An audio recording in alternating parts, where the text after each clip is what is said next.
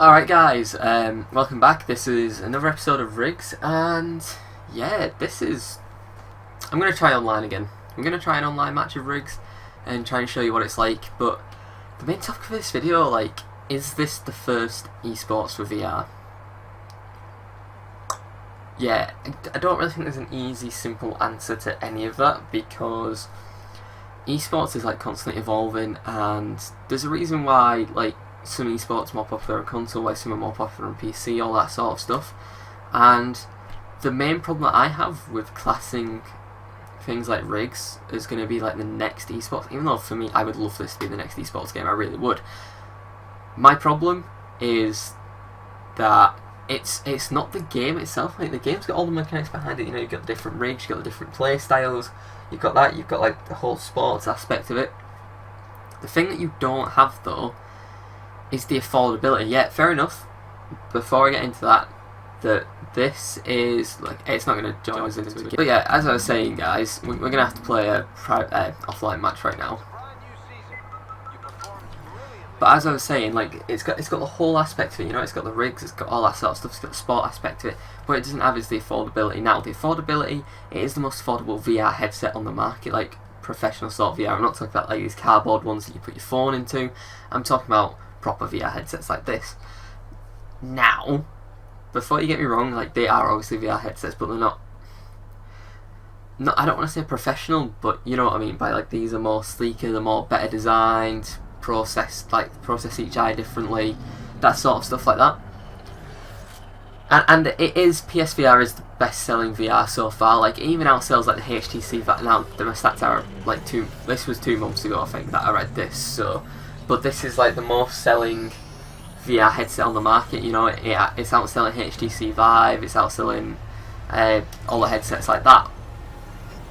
But again, it doesn't have some of the features. If you cover all the lights up, then obviously I can't cover them all up. But if you cover them all up properly, you can't track it because it tracks it through lights in the PSVR camera. Some don't do it like that, some do it differently. But I like this, I really do. I like this sort of VR style, so that's all good for me. The affordability side isn't bad for me because I can afford it, whereas some people can't afford the 350 price tag, even with it being the most affordable on the market. But it's understandable. Some people can't afford it. That's just completely understandable. It really is. Some people can, some people can't. But that's like saying, well, some people can't afford a PS4, but they can afford a PC because PCs are cheaper than PS4s. That is also very true. But then again, PCs can go in upwards of hundreds and hundreds, whereas consoles relatively stay at the same price. PlayStation 4 at the moment is down to what, £200 something, I think, £199 it might even be at. But you get what I mean. Now, I am actually down quite a bit here, so I do apologise because I'm trying to talk about esports as VR. But getting actually onto the topic of this being a VR sport, it does have everything for a VR, but the only thing that lets it down is this price tag of the headset itself, which to me isn't that bad, but to others it is. And having that extra price tag on top of it really stops people from playing esports. If you look at any other esports, they are relatively affordable. League of Legends, free to play game, all you need is a PC. Most households have a PC of some sort, a laptop, etc, etc. Whereas if we go to, say, consoles, most people have a console because it's really affordable, and then the games on it are relatively all the same price, and the games that are popular are esports, like Call of Duty, that sort of stuff, Halo, Gears of War, etc, etc, and they have prize pools, everything like that. Now I know Rigs does meet the devs and stuff. Now that's great, getting to play against the developers, but for Rigs personally, I haven't actually seen an esports scene attached to it. I've looked at stuff that Reddit do and everything. Reddit do a lot of CGN's community games nights, but they don't really do a full-on affordable esports thing.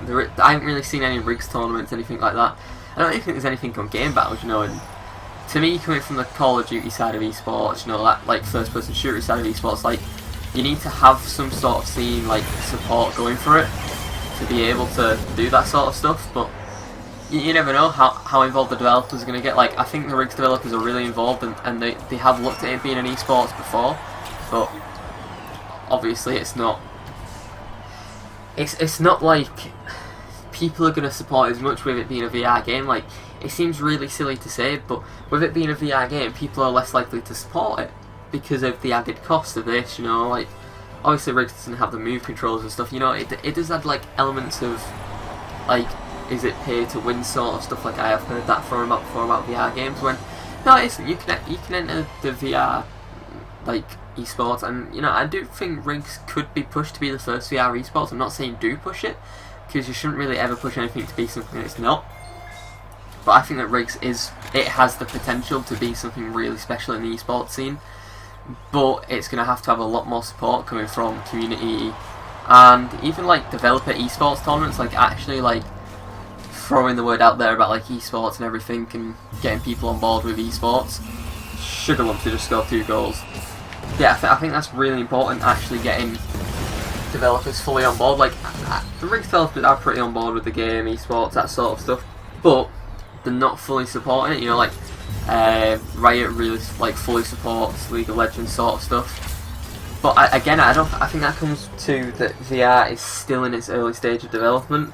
Like, it is still in its early stage of development, so we can't really expect a full-fledged esports title. But I think community and developers need to push it together for it to become a proper esports title, especially if you're looking at prize pools of like, even if we're looking at like the lower end prize pools of what like the EU Call of Duty scene is, or like the Gears of War scene is, like that doesn't have the best prize pools, that sort of stuff. Even Halo doesn't even have the best prize pools. Like, I'm talking EU side of things, like I'm not too sure about NA side of prize pools, but they don't really have the best prize pools, and that's not important.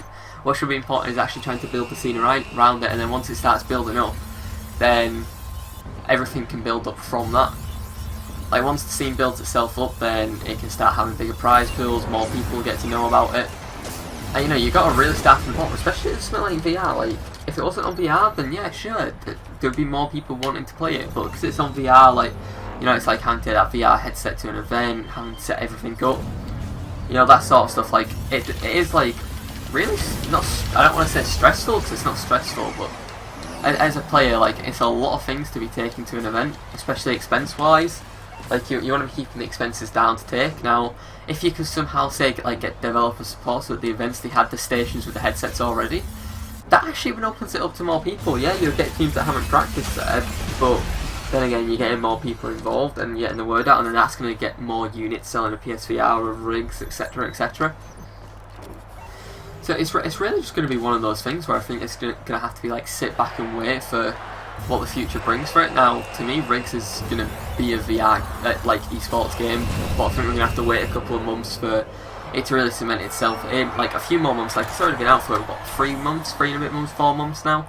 But I think we're going to have to. No, it's been out for more than that. Yeah, it has. It's been out for more than that. But I think we're really going to have to like look at it. I did really bad. I do apologise for that. But look at it, really cement into it and get everything like that going, and then look at it being an esports, because I think PSVR is still in early stages. Even though the amount of units it sold is really good at the moment compared to other VR headsets, we're still in early stages, and it needs to be sort of like fleshed out. You know, all that sort of stuff needs to get going, and I reckon it will.